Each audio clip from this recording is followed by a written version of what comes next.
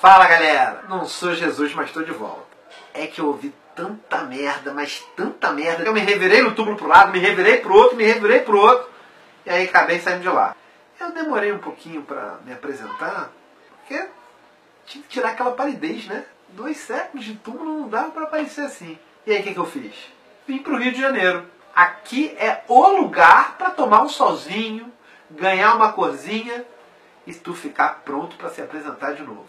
E aí comecei a dar uns rolés por aí. Dei um pulinho numa banca de jornal, li umas coisas, parei no boteco para beber uma cerveja, fui ouvindo conversa daqui, conversa dali. Caralho! 200 anos se passaram e a situação tá na merda, cara. Não acredito nisso. Vocês não leram o que eu escrevi, não? Será que eu escrevi em alemão, cara? Tava difícil de entender? Pensei, vou ter que comunicar tudo outra vez.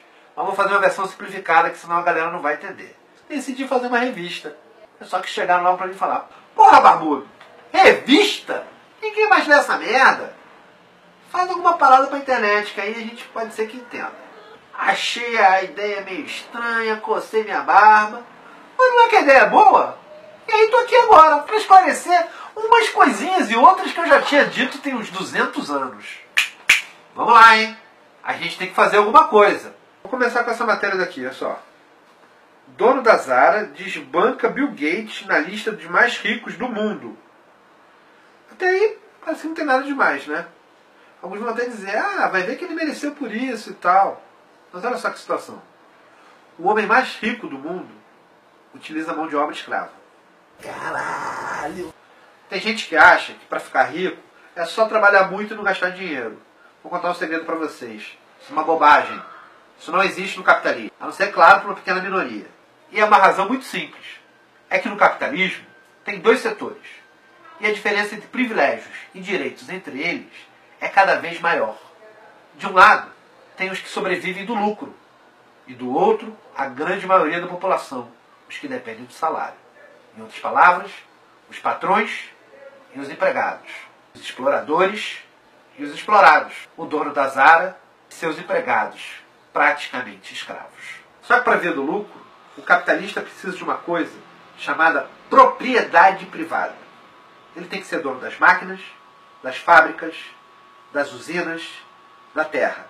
E ele precisa de mais uma coisa, e é aí que entra o ó do Borogodó. Ele precisa que tenha alguém que não tenha propriedade. Alguém que seja despossuído e que precise receber um salário por isso. O cara que está do outro lado, o cara que é trabalhador, ele não tem nada, nenhuma propriedade, mas ele precisa sobreviver. E para poder sobreviver, a única coisa que ele tem para vender é sua força de trabalho. E é isso que ele oferece. Olha a grande sacanagem dessa história. O capitalista não se contenta em ter a propriedade. Ele precisa ter a propriedade e garantir que o outro não a tenha. Porque só assim ele vai aceitar ceder a sua mão de obra em troca de um salário para poder comer e sobreviver. E a pior sacanagem de todas é que quanto mais gente sem propriedade existir, menor o salário que o capitalista precisa pagar para o trabalhador. Essa é uma lei inexorável ao capitalismo. A lei da mais-valia. Vamos imaginar a seguinte situação. Um homem precisa de 10 reais para se alimentar em um dia. E ele não tem nenhum centavo. A única coisa que ele tem é a força de trabalho dele. Então, ele oferece a força de trabalho dele para o capitalista. O capitalista tem mais do que os 10 reais que ele precisa para se alimentar. E paga de bom grado 10 reais a ele. Na primeira hora de trabalho dele, ele produz para o capitalista 10 reais em produtos. Ou seja, ele já pagou o que ele recebeu. Mas o capitalista não quer saber dessa troca benevolente de 10 por 10. Esse homem vai ter que trabalhar para o capitalista durante 10 horas no dia.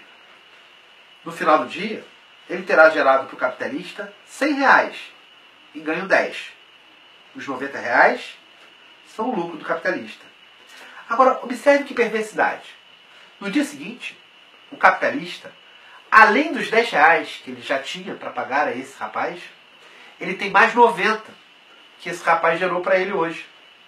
E ele poderá contratar mais 9 rapazes que precisam, para aquele dia, de R$10 para se alimentar. Ele terá no final do dia decuplicado seu patrimônio.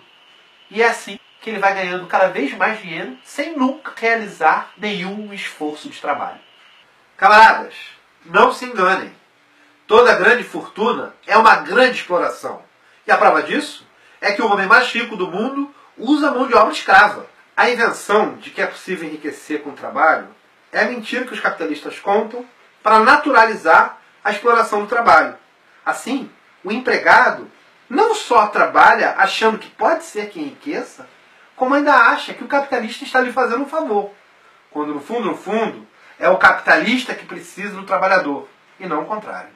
Não é por acaso que o slogan do governo usurpador de Michel Temer é "não pense em crise, trabalhe". É porque o governo está do lado dos capitalistas e não dos trabalhadores. Os brasileiros só têm uma saída: lutar contra esse sistema e contra esse governo, e construir, coletivamente, com as próprias mãos, de modo consciente, uma sociedade que seja verdadeiramente livre e igualitária.